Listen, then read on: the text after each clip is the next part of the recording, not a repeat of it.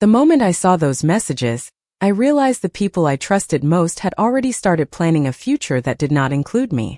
I was 71 years old when it happened, sitting alone in my sunroom on a quiet Tuesday afternoon with a cup of chamomile tea cooling beside me. The autumn rain tapped softly against the windows, and the house felt unusually still. Michael and Vanessa had stopped by earlier that day for lunch. They left in a hurry after receiving what Vanessa called an important work call. She had forgotten her tablet on the kitchen counter. At first, I intended to do nothing more than place it in a drawer until she returned. Then the screen lit up. A notification appeared. Normally, I would have looked away immediately. I was raised to respect privacy. But one sentence caught my eye before I could turn the screen over. Once she signs everything, the house won't be an issue anymore. My hand froze. I stared at the words, hoping I had misunderstood. Perhaps they were discussing someone else. Perhaps there was a reasonable explanation. Yet something deep inside me stirred uneasily. The tablet continued receiving messages, one after another. My heart beat faster as I sat down and carefully read what appeared on the screen. Michael and Vanessa were discussing finances. My finances.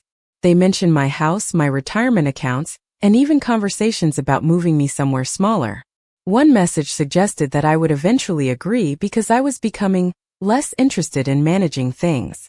Another message referred to a timeline. A timeline. Not a concern.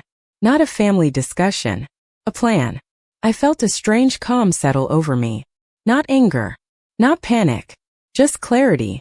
For years, I had believed my son and daughter-in-law genuinely cared about my independence. I had trusted every suggestion they made. Every offer to help organize paperwork. Every casual question about my savings. Sitting there in the fading afternoon light, I suddenly saw those conversations differently. Small comments I had ignored returned to me. Vanessa asking whether I still reviewed my investment statements. Michael wondering if maintaining the house was becoming too much work. Questions that seemed thoughtful at the time now carried a different weight. The rain outside grew heavier. I set my tea aside and continued reading. The messages became more detailed. They discussed legal documents they assumed I had not reviewed recently. They speculated about future inheritance arrangements. One message from Vanessa struck me harder than all the others. She still thinks we're helping her. I read that sentence 3 times. Then I carefully placed the tablet on the table. The room felt silent except for the rain. My late husband, Richard, used to say that people reveal themselves when they believe nobody is watching. For years I had missed the signs because I wanted to believe the best about my family. Now the signs sat in front of me in black and white. I stood up slowly and walked to the kitchen. I washed my cup. I folded a dish towel. I straightened a chair that did not need straightening. Ordinary tasks. Familiar movements. They helped me think. By the time I returned to the sunroom, my decision had already been made. I would not confront them. I would not argue. I would not send angry messages or demand explanations. If Michael and Vanessa believed they were several steps ahead of me, I intended to let them keep believing it. I picked up my phone and searched for a number I had not called in nearly 3 years. Thomas Reed, the attorney who had helped Richard and me organize our estate plan. My finger hovered over the contact for a moment before I pressed call. The appointment was scheduled for Thursday morning. After ending the call, I looked once more at the messages glowing on Vanessa's forgotten screen. They thought I was sitting quietly in this old house, unaware of everything happening around me. They thought they had time. They thought I would never see the truth. What they did not know was that before the week was over, everything they hoped to control would already be beyond their reach. Thursday morning arrived with clear skies and a sharp autumn breeze moving through the maple trees outside my house. I left earlier than necessary and drove across town with both hands steady on the steering wheel. The meeting with Thomas Reed was scheduled for 9 o'clock, but I arrived 20 minutes early. The receptionist greeted me warmly and offered coffee. I declined and took a seat near the window. As I waited, I found myself thinking about the woman I had been 10 years ago. Back then, I believed family loyalty was something permanent. I believed good intentions naturally produce good outcomes. Most of all, I believed that Michael would always see me as his mother before anything else. When Thomas finally welcomed me into his office, nothing about his expression suggested surprise. He listened carefully as I explained what I had discovered. I showed him photographs I had taken of the messages before returning Vanessa's tablet. He read them slowly, occasionally adjusting his glasses. When he finished, he leaned back in his chair and folded his hands. "Patricia," he said gently, "you did the right thing by coming here first." Those words brought me more comfort than I expected. For the first time since reading the messages, I felt less alone. Thomas spent the next hour reviewing every major document connected to my finances, property, and estate plans. Some papers had not been updated since Richard passed away 5 years earlier. Others reflected decisions I had postponed because life seemed stable enough not to require immediate changes. Now I understood how dangerous that assumption had been. By the end of the meeting, Thomas had created a list several pages long. We discussed legal protections, account structures, beneficiary reviews, and future planning. Nothing dramatic. Nothing emotional. Just careful decisions supported by clear documentation. As he explained each option, I felt something returning that I had not realized I had lost. Control. Meanwhile, life continued as though nothing had changed. That evening Michael called me. His voice sounded cheerful. He asked whether I wanted to join him and Vanessa for dinner the following weekend. I smiled as I listened. A week earlier, I would have heard affection in every word. Now I heard caution hidden beneath friendliness. He was checking on me, measuring my mood, looking for signs that I knew something. "That sounds wonderful," I replied. "I would love to come." After we ended the call, I sat quietly in my living room. Family photographs covered the shelves. Michael at age 8 holding a baseball glove. Michael graduating from college. Michael standing beside Vanessa on their wedding day. I studied each picture carefully. The memories were real. The love I felt had been real too. That was what hurt most. Betrayal rarely arrives from strangers. It arrives wearing familiar faces. Over the next several days I paid closer attention. Vanessa suddenly became more attentive than usual. She called twice to ask whether I needed help organizing household paperwork. She offered to accompany me to appointments. She even suggested helping me review some financial records because, as she put it, these things can become overwhelming. I thanked her warmly every time. I agreed with almost everything she said. The more cooperative I appeared, the more relaxed she became.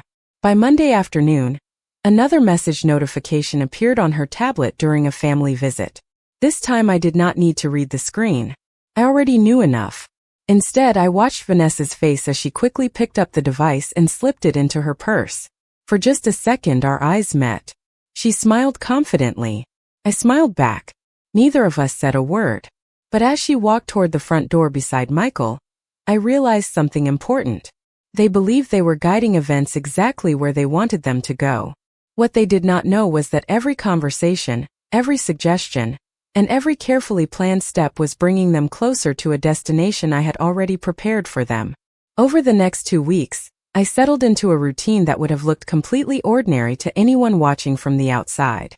Every morning I watered the flowers on my front porch, read the newspaper at my kitchen table, and took a short walk through the neighborhood if the weather allowed. To Michael and Vanessa, I was exactly what they expected me to be. A quiet widow enjoying retirement. That illusion became one of my greatest advantages. While they continued making plans, I began paying attention to details I once ignored.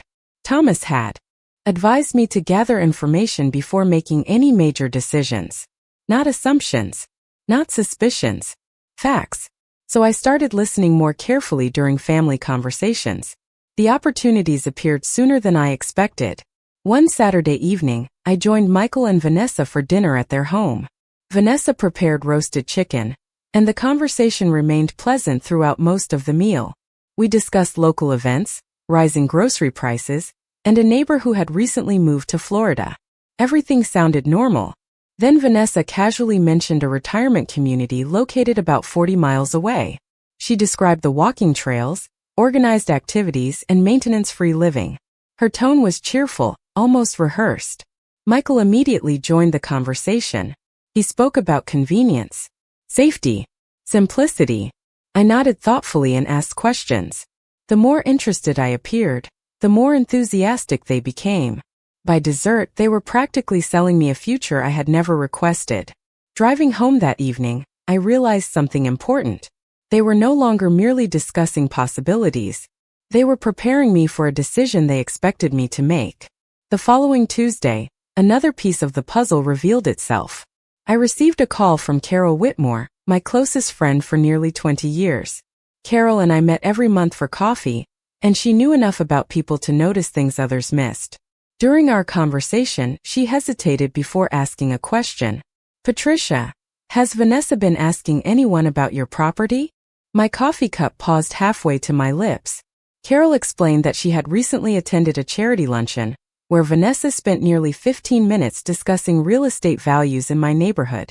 According to Carol, Vanessa seemed unusually interested in the potential market value of homes similar to mine. I thanked her for telling me and changed the subject. But the information stayed with me long after our conversation ended. Later that night, I reviewed the photographs I had saved from the original messages. Several references suddenly made more sense. The house, the timeline, the urgency. They were not simply thinking about my future. They were calculating it. Meanwhile, Thomas continued working quietly behind the scenes. Every few days he updated me regarding paperwork reviews and account protections. Nothing was finalized yet, but progress was steady. The process required patience. Fortunately, patience was something age had taught me well. One afternoon, Michael stopped by unexpectedly. He brought coffee and spent nearly an hour talking about home maintenance. New roofs, property taxes, repair costs. Eventually he asked whether I had considered downsizing. His question sounded casual. Practiced. I smiled and admitted that I had thought about it. The relief on his face appeared instantly. It disappeared just as quickly, but I noticed it. For the rest of the visit he seemed lighter, almost optimistic. As I watched him leave through the front door, I felt a mixture of sadness and determination.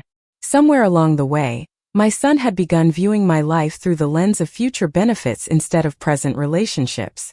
That realization hurt more than any message ever could. Yet it also strengthened my resolve. They believed their plan was moving exactly as expected. They believed every conversation was bringing them closer to their goal. What they did not realize was that with every passing day, they were revealing more than they intended, and the picture forming in front of me was becoming impossible to ignore. By the beginning of November, the pieces were falling into place faster than I expected.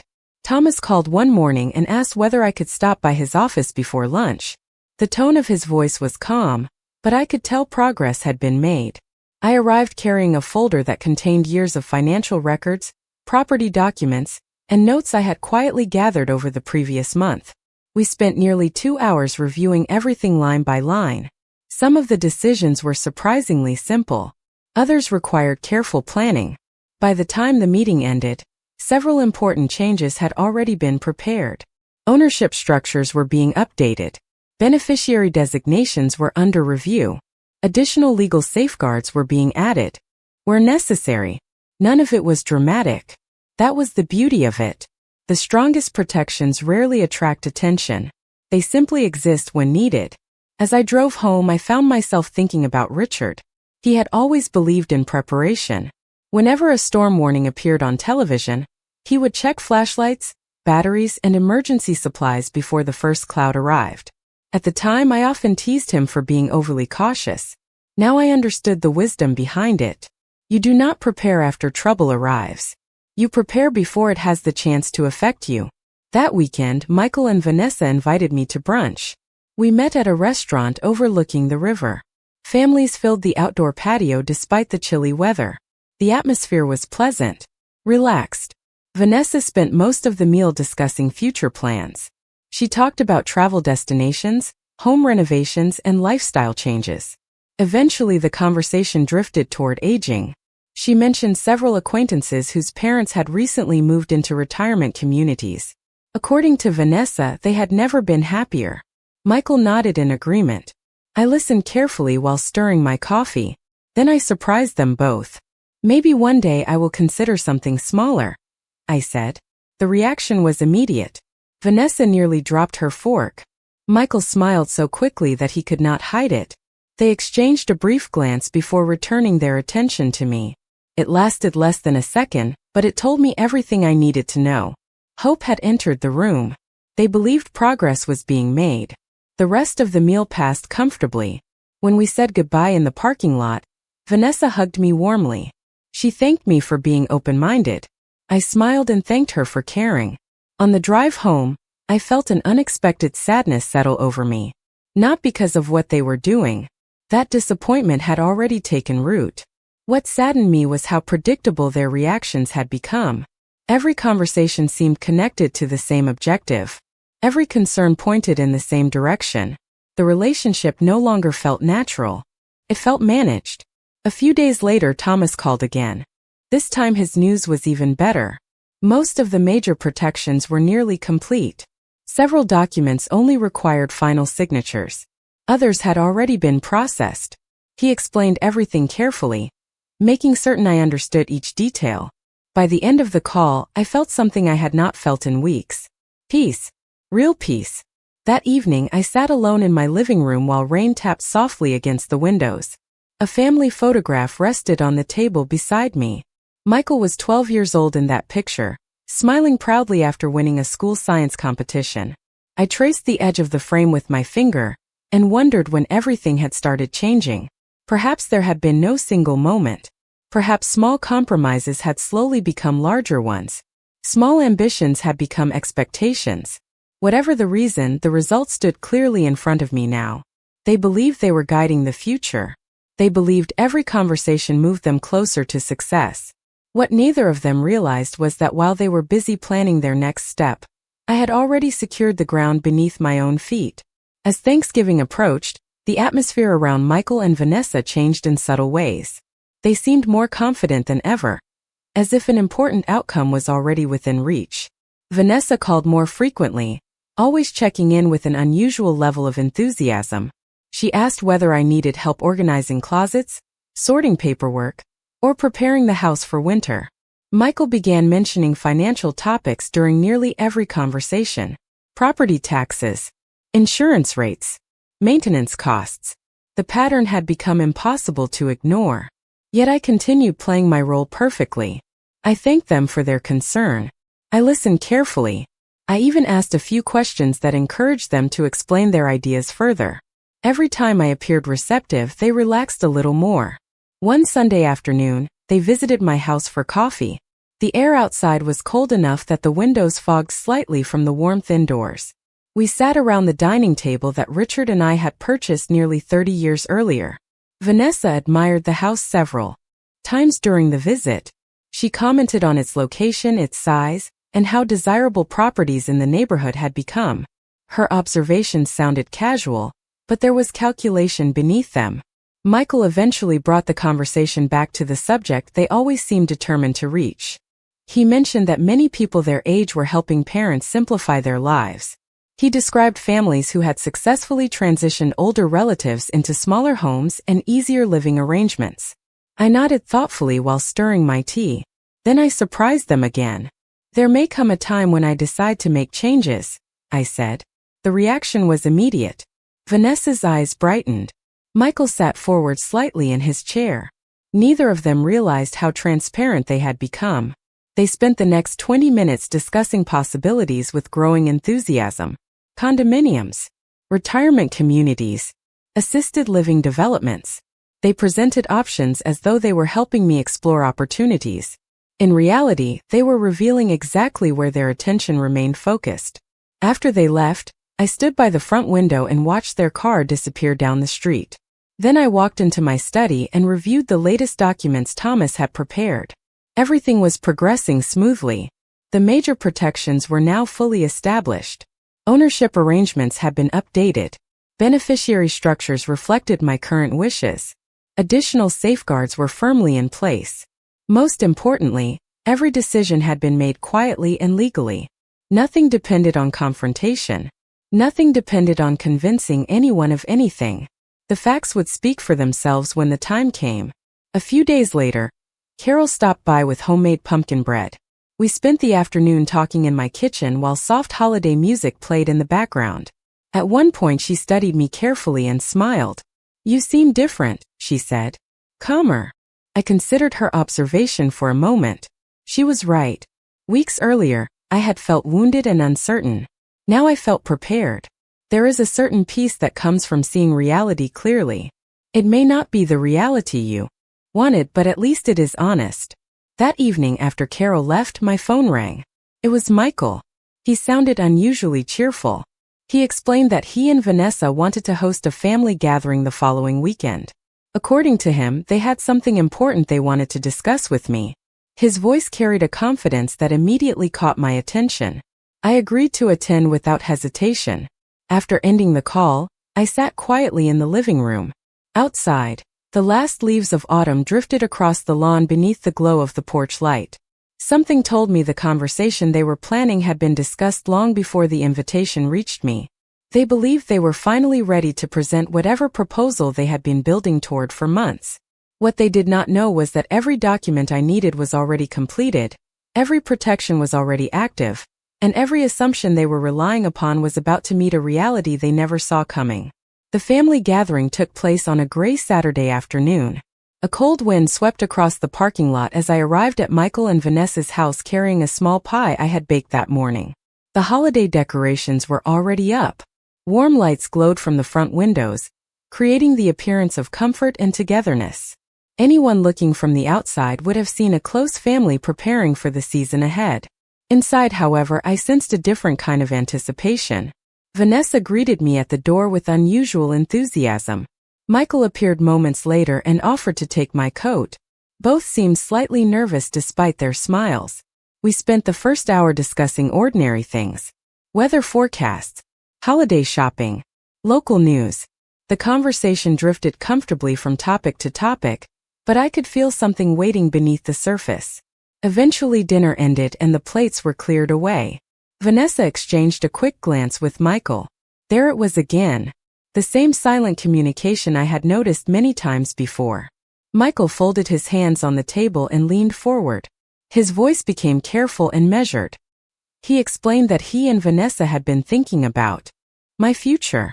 He spoke about planning ahead and making wise decisions while options remained available. Vanessa nodded supportively beside him. Then they presented their proposal. They believed it would be best if I began exploring a transition into a smaller living arrangement. According to them, maintaining my home would become increasingly difficult over time. They described retirement communities, maintenance-free housing, and simplified lifestyles. Every point had clearly been rehearsed. They spoke as though the conclusion had already been reached and only the details remained. I listened quietly without interrupting. The longer they talked, the more confident they became.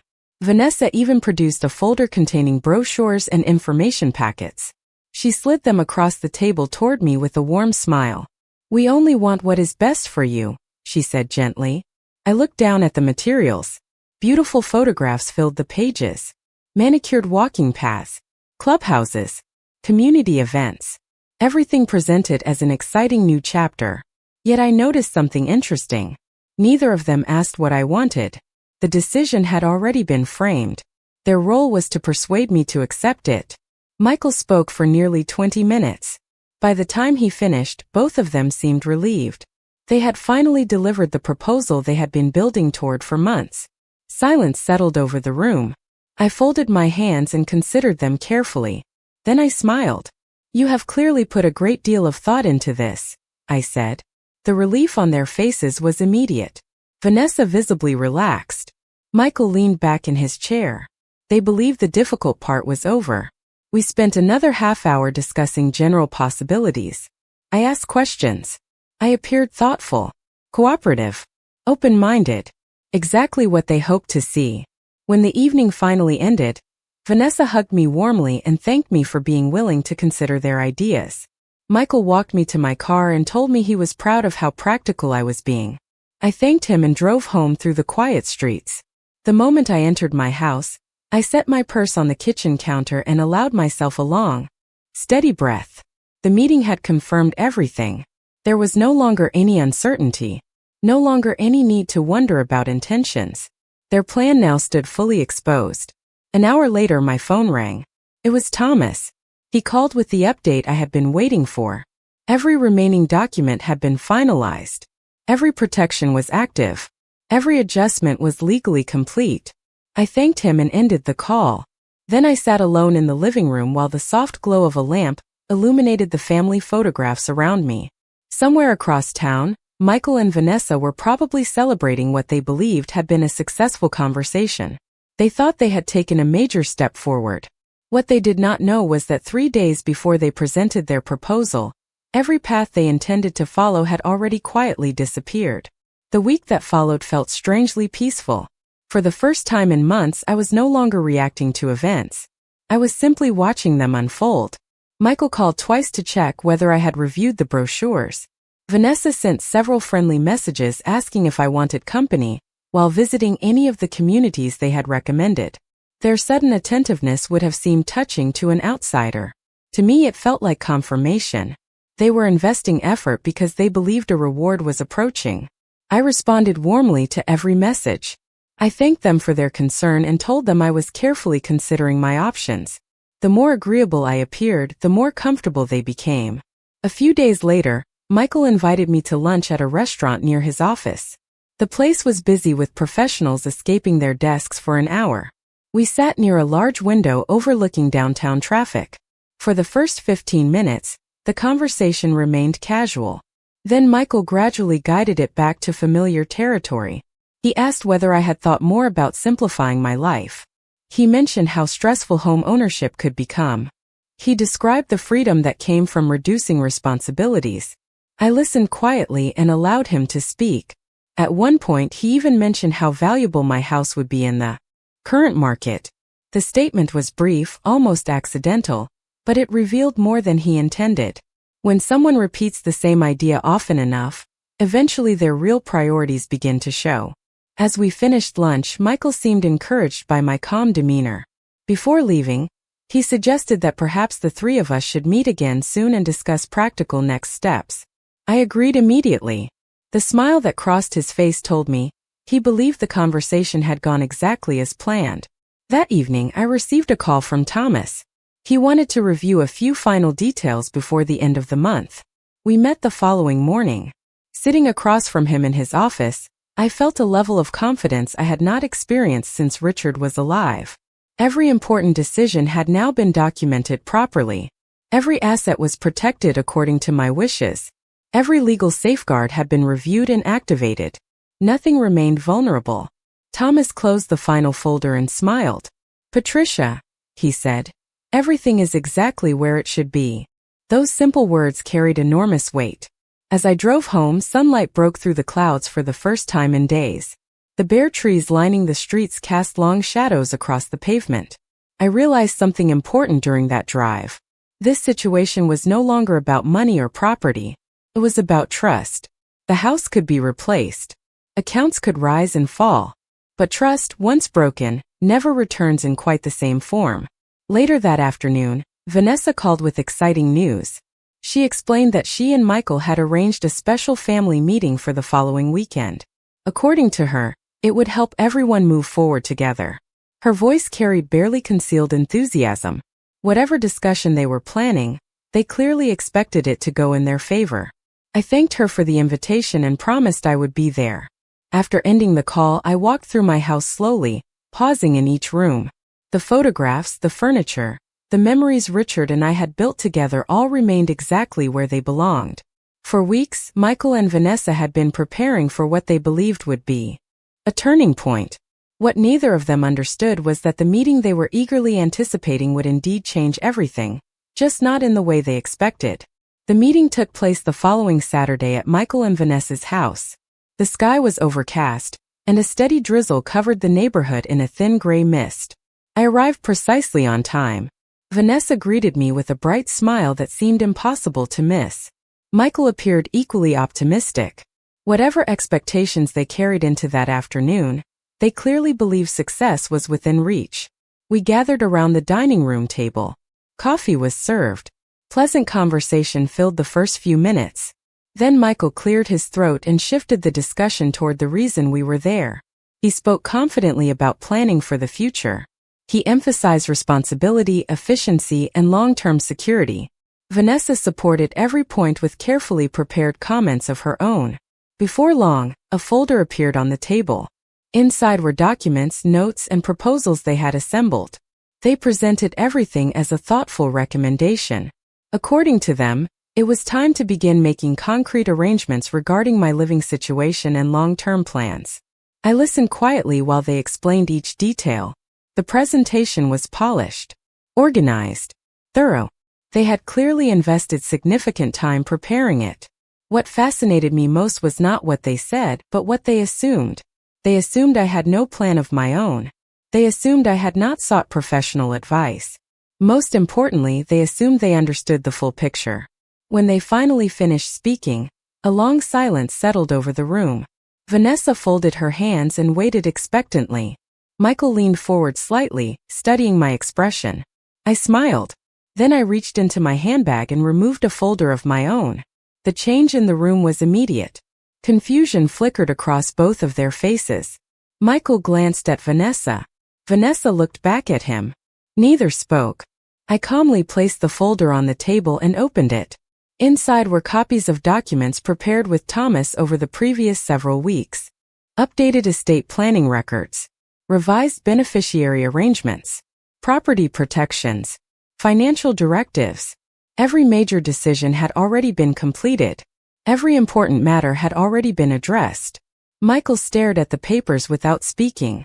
Vanessa's expression shifted from confidence to uncertainty. For the first time all afternoon, neither seemed certain what would happen next. I explained that after careful consideration, I had reviewed my affairs with professional guidance and made decisions that reflected my wishes. I spoke calmly. No accusations. No raised voices. Just facts. The room grew noticeably quieter with each passing minute. Michael eventually picked up one of the documents and read it carefully. Then another. His eyes moved back and forth across the page. Vanessa leaned closer, trying to understand what she was seeing. The assumptions they had been relying upon for months were slowly disappearing in front of them. What surprised me most was how little satisfaction I felt. I had imagined this moment many times. Yet sitting there, watching their expressions change, I felt mostly sadness. Not because of the documents. Not because of the outcome. Because the situation had ever become necessary in the first place. Michael finally looked up. "You already did all of this?" he asked quietly. I nodded. Several weeks ago. The silence that followed seemed to stretch forever. Outside, rain tapped softly against the windows. Inside, the balance of the conversation had completely changed. For months they believed they were guiding events toward a destination of their choosing. Now they understood that the decisions had already been made without their involvement. As the afternoon continued, one thing became unmistakably clear. The future they had carefully imagined no longer existed. And for the first time since this entire situation began, they were the ones struggling to understand what came next. When the meeting finally ended, nobody rushed to leave the table. The rain continued tapping softly against the windows while the silence settled over the room. Michael stared at the documents in front of him as though he hoped they might somehow change if he looked long enough. Vanessa remained unusually quiet. The confidence that had filled the room earlier had vanished completely. For several minutes nobody seemed certain what to say. Eventually, Michael placed the papers back on the table and looked at me. For the first time in months I saw something genuine in his expression. Not frustration. Not disappointment. Reflection. He seemed to be replaying every conversation we had shared during the past year. Every suggestion. Every carefully worded concern. Every assumption. "Why did you not tell us?" he finally asked. I considered the question carefully before answering. Because I wanted to understand what was really happening before I made any decisions. My voice remained calm. There was no anger left in it. Only honesty. Michael lowered his eyes. Vanessa shifted uncomfortably in her chair. Neither challenged my answer. Deep down they already knew it was true. The discussion that followed was surprisingly brief. Without the expectations they had carried into the meeting, there was very little left to argue about. Facts have a way of ending conversations that assumptions begin. Dignity. I had not shouted. I had not sought revenge. I had simply refused to surrender control of my own future. Over the weeks that followed, things gradually changed. Not overnight. Trust does not rebuild itself in a single conversation. But something important shifted. Michael began calling simply to talk rather than to suggest solutions. Vanessa became noticeably more careful in the way she approached certain subjects. The distance between us did not disappear completely, but it became honest. And honesty, even when uncomfortable, is a stronger foundation than illusion.